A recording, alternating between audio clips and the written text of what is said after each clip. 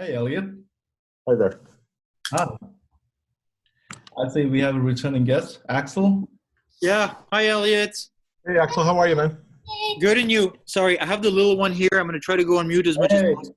Yeah, don't worry about it. You know what the reality is, We're, huh? we're all getting used to that now. Yeah. Okay, non, Amy, tu veux dire bonjour? You want to say hi? Okay, you can say hi one time, and then that's it. Because no one cares. Salut, mon homme. Voilà. Coucou. Okay, thank you. Now you can go back to eating. Myron will be joining us any moment now. There he is, and we're just waiting for Myron to come on. Hey, Myron. Hey, buddy. How you doing? Okay, buddy. How are you? I'm good. How are you doing? Hi, everybody. Perfect. Okay. Right, so we are probably waiting for a few more people to come on board. It seems like Axel is the first person who joined us, so thank you for that, Axel.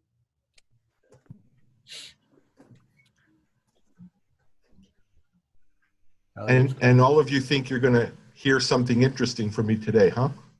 Well, that's the hope. I mean, we can only hope. Yeah. Depends on the question. I'm sure Joe has a few questions. Oh, yeah, I do. I do so many. Likewise, actually.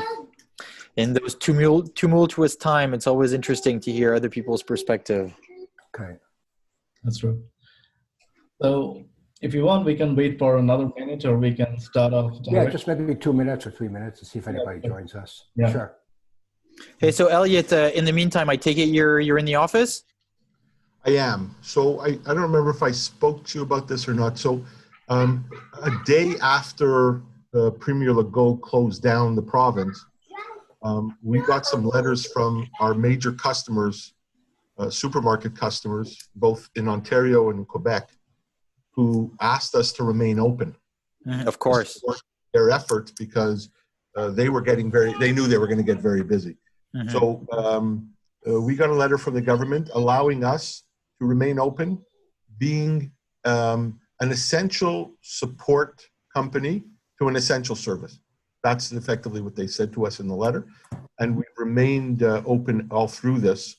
It was interesting because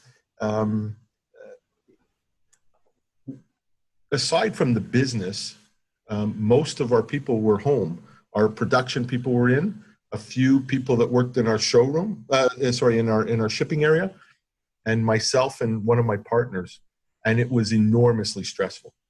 I came home on a nightly basis. I had a little bite to eat and effectively went to sleep.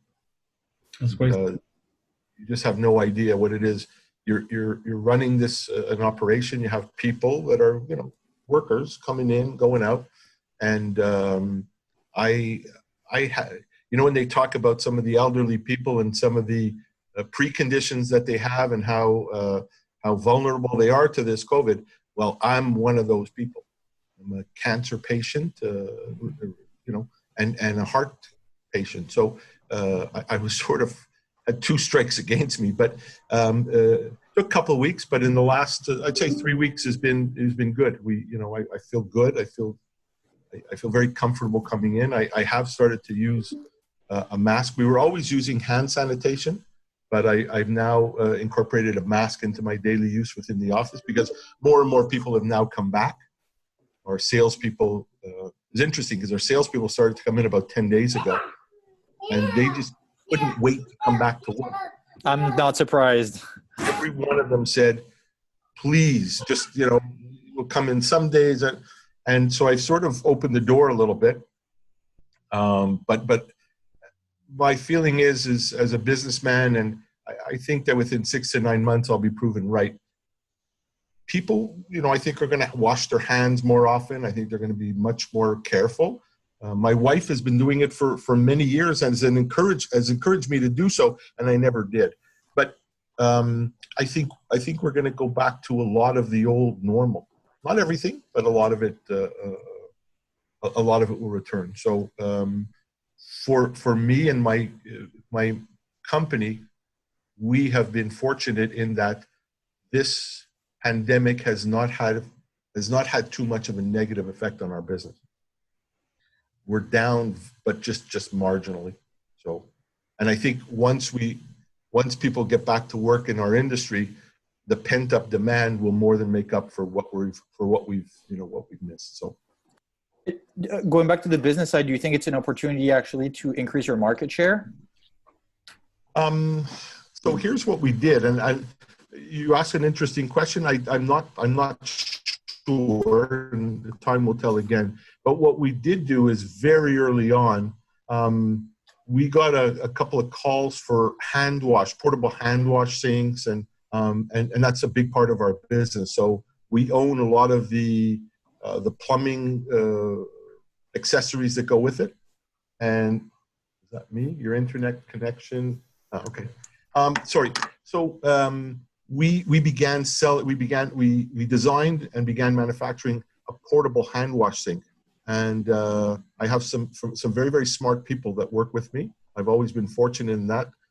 And we've sold hundreds and hundreds of units across Canada and into the United States. Mm-hmm. So you don't need to tap into a water supply. And we used, in offices, they have a water cooler with a 19-liter jug. We use that as our water supply sitting on top of a unit.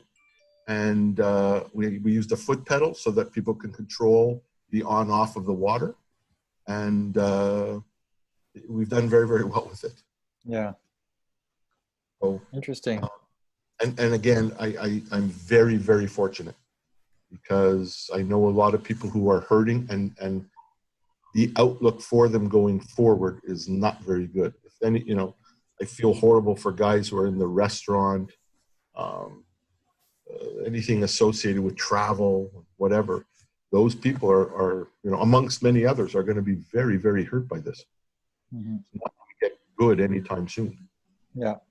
So looks like it's only the four of us today. Yeah. So Joe, you have questions, I know. I have. So do you have anything to say, Myron, before I start? No, I just the four of us. I think, you're not going to have a lot of time, Joe, because I purposely make it short. Ask Elliot your questions. Fire away, buddy. Perfect. Sounds great. Elliot, so I have a question for you. Being an angel investor, my first question to you would be, you have your process of doing your due diligence for any company you invest in.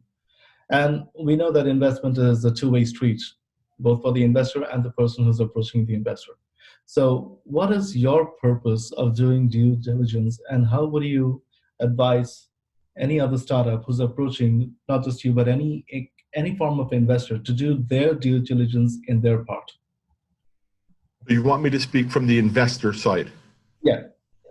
Okay. So from an investor side, the number one thing for me is culture. Before anything, it's culture.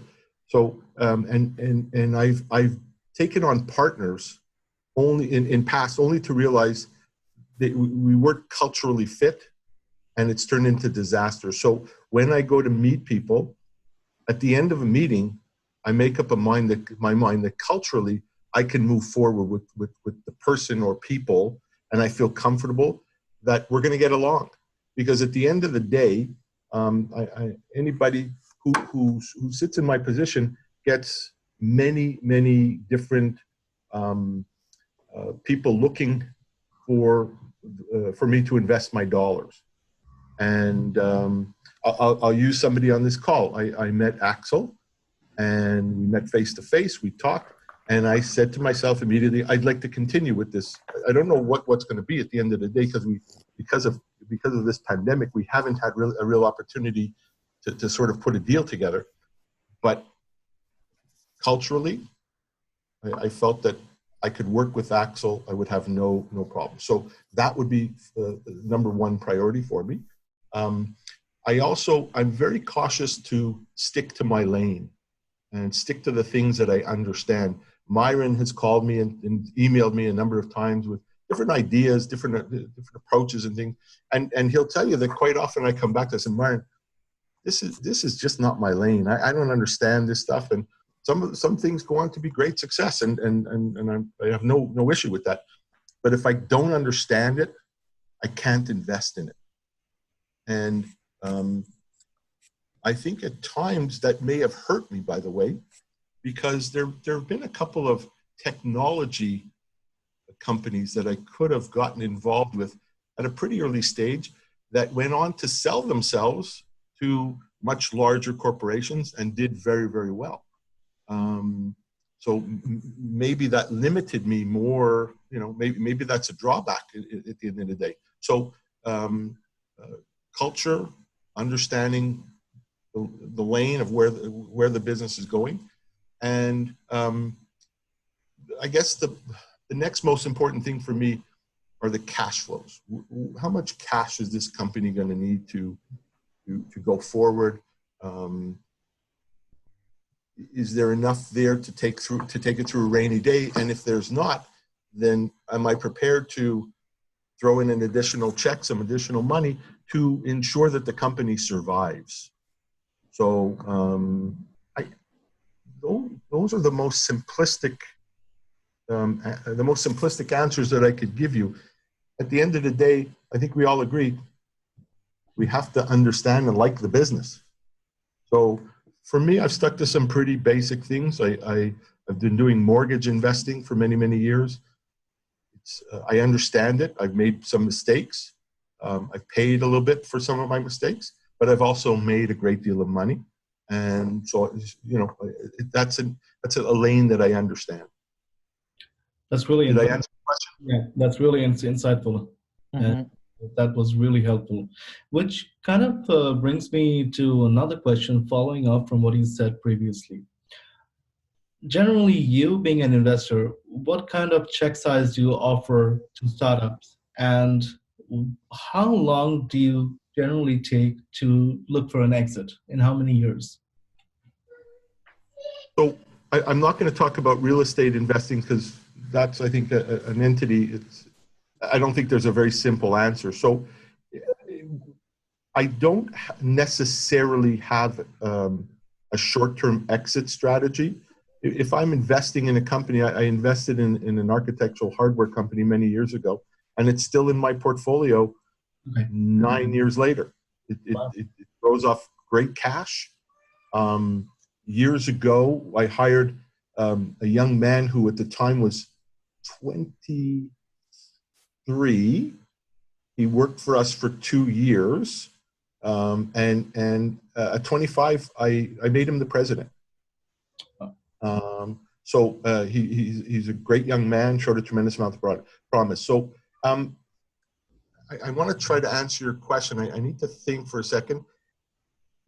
I don't have strict rules for entry and exit because it will all depend. If I go into something, I will write from my personal, I'll write up to about $150,000 on a single play. That's around my limit most of the time. But I do have a number of friends and guys who I co-invest with who can write 7-figure checks if they want to. And so I generally don't come alone. I come with a group of guys. So we can fund some nice large deals.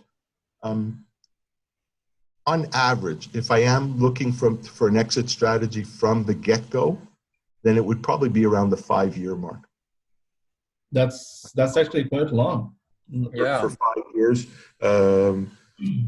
So again, I wouldn't use that in necessarily in my investment strategies in real estate, but on a business, particularly a startup. And I took your sort of question to be more of a startup.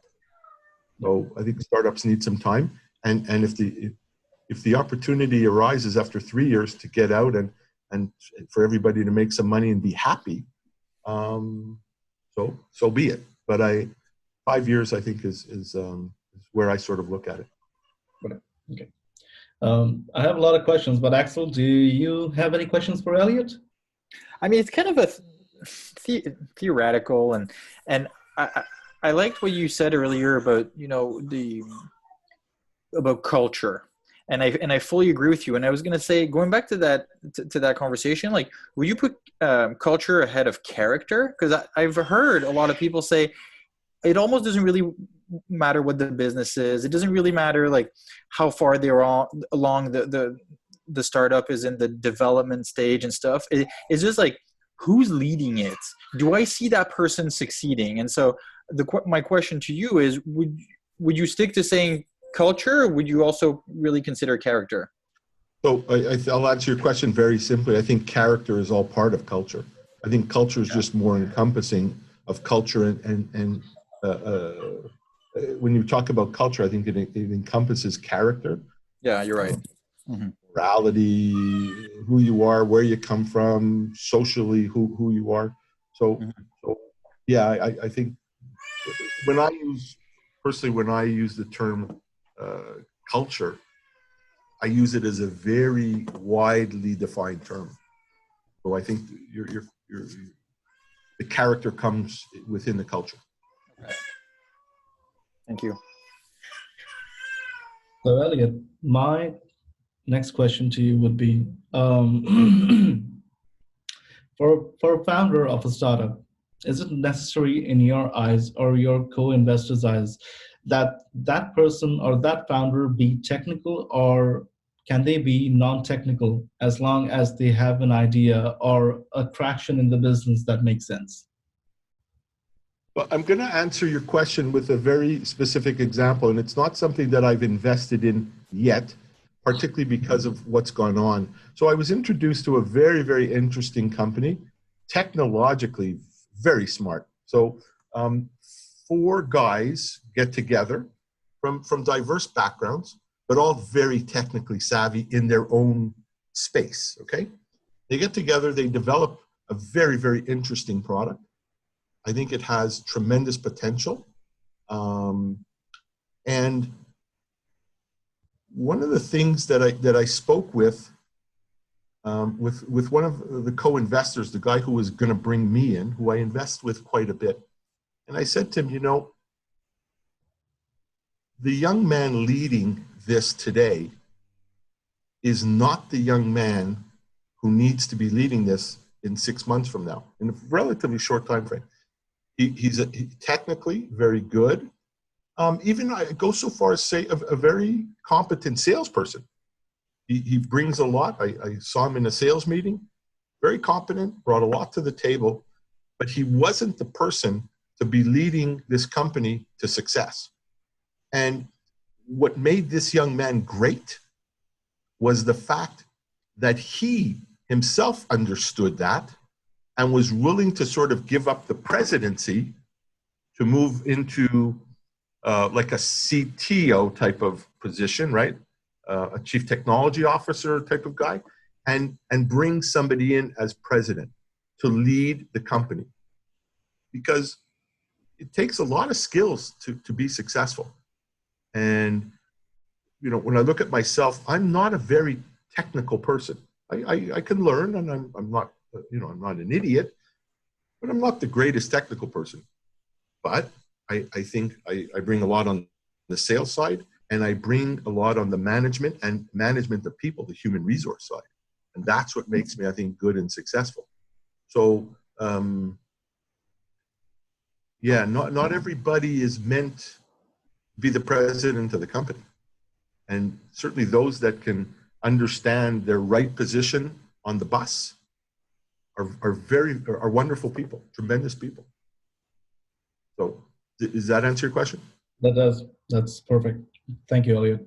Myron, do you have a question for Elliot?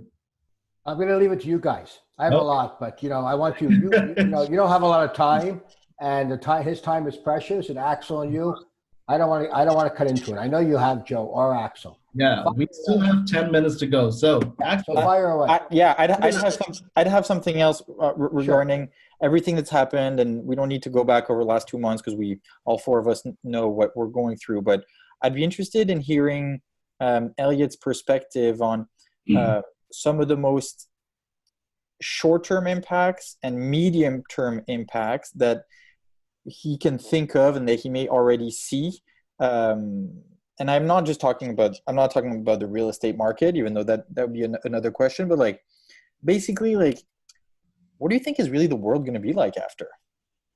It's a good question. Well, and a difficult question, because I've been trying to analyze that through management meetings and through my own personal thoughts. So as a general rule, I think people like to return to the mean. They like to return to what they consider the norm. Yeah. So I'll try to use 9/11 as an example. Okay. People were scared. There was tremendous fear, a different kind of fear than this, but it was fear nonetheless. The airline industry made some changes that will never revert back to the old way, right? Mm-hmm. But I do remember after 9/11 taking a flight. I think there was one to Toronto, one to New York, but where I had to be at the airport 2 or 2.5 hours before, right? Well, a couple years later, fast forward, I don't know, 3 years, 4 years, all of a sudden on Canadian flights, I 45 didn't need to be there minutes. 45 minutes, right? Now, the door to the pilot is still barred, and that's a good thing. That's a great change. But we did revert back, okay? So, and I think that to a great degree, the same will happen here.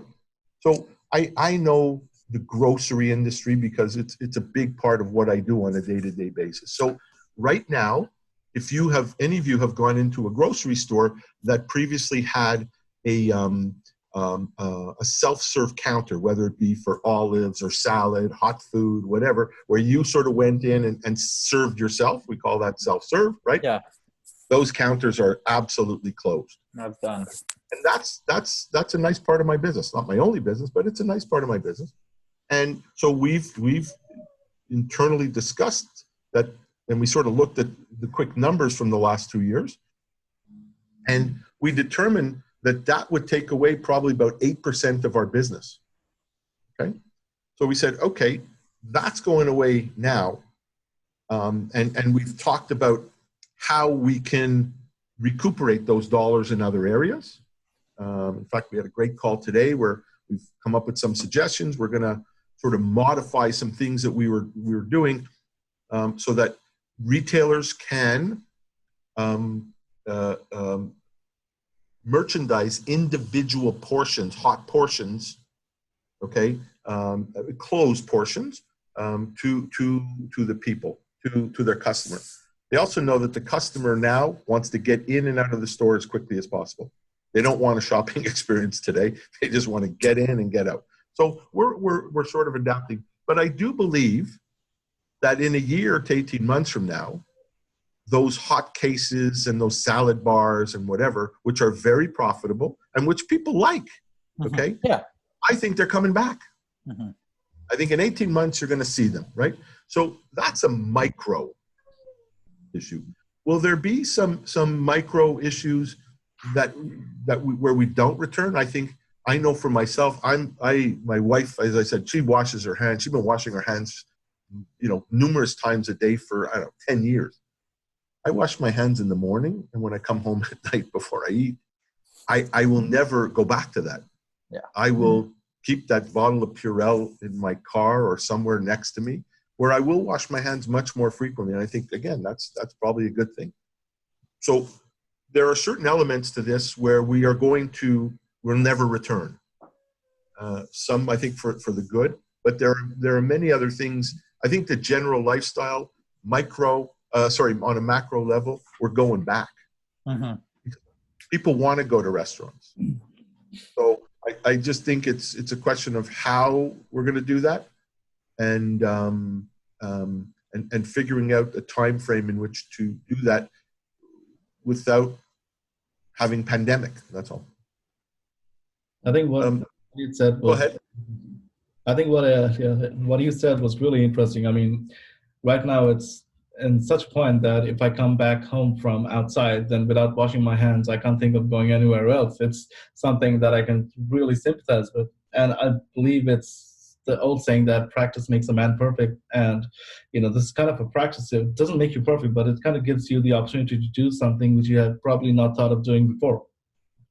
Yeah, and again, the airline industry is going to come back. I think it's going to suffer very, very worse than 9/11. By the way, Yeah. I think this goes on for longer than 9/11. Way worse. But can I ask? I'll ask all three of you. Do you see yourself in 18 months wanting to get on a plane and go somewhere with your wife or partner or whatever for a vacation? Yeah. I know I do. I don't want to stay in Montreal. I don't want to drive to So, I've taken a vacation in the last 4.5 years, so I'm so looking forward to getting on one plane to Vancouver. But however, I have no idea if it's a good idea or not. well, the other day in our lunchroom, I was talking to a couple of the ladies, the young ladies who work for me, and I said, right now I'd consider a trip to Plattsburgh, a great time. That's sort of a sad thing, But It's all relative. I think that I suspect that by fall we will have something that will ease people's minds with regard to going out, with regards to getting back into restaurants, with regard to flying, and I'll be careful where I fly until I know that I don't know how many people there are in the world, but the billions of people there are in the world are all vaccinated. That's going to give me a much greater sense of ease. But I plan on flying in the fall. I'm going. So because that to me is normal. That's where I want to be. So one last thing before we go on, going back to the business questions.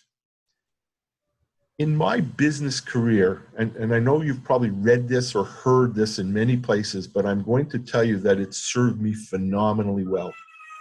In my business today, I surround myself with great people.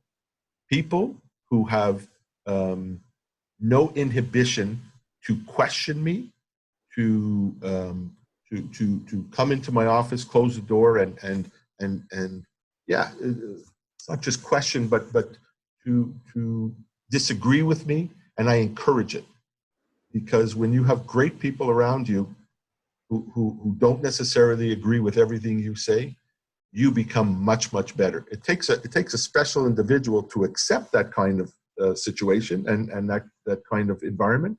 I do it, and I do it with ease, and it's been phenomenal for me. It's led to much of my success. I surround myself with great people all the time and encourage them to challenge me. Is that because you think that personal ego really is a kind of an interference in business and has no place in it? Interesting. Great thought. Yeah, I think that as a president, you need to leave your ego at the door. Right. And it takes a special person to do that. And I'm lucky because I have some partners who also just do that. We all leave our egos at the door.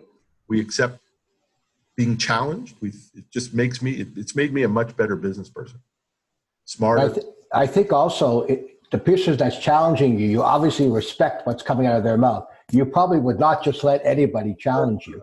So you have, in fairness to you, you've selected.